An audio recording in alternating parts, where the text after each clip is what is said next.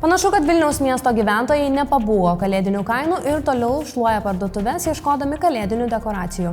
Gyventojai perka viską. Atsiprašau, turime pranešti svarbią naujieną. Žiemos šiemet nebus.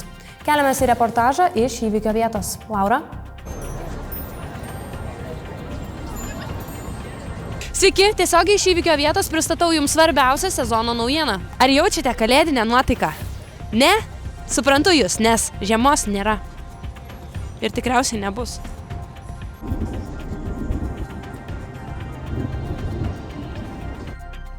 Čia yra viskas, ką jūs gausit šią žiemą. Tiek sniego. Ir nei lašų daugiau. Gaila.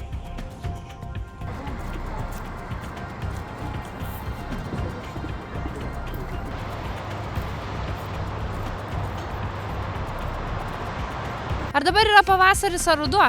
Nei tas, dabar yra žiema. Bet jūs jos nematot, nes sniego nėra. Ir vaikai negali čiaušyti nuo kalniukų. Globalinis atšilimas.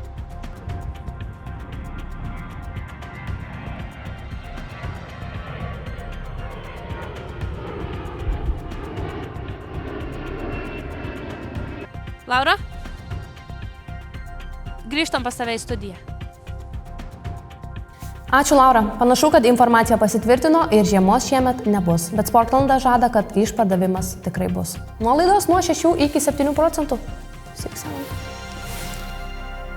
Nuolaidos iki 60%. Patvirtinta informacija. Ačiū, pirkite.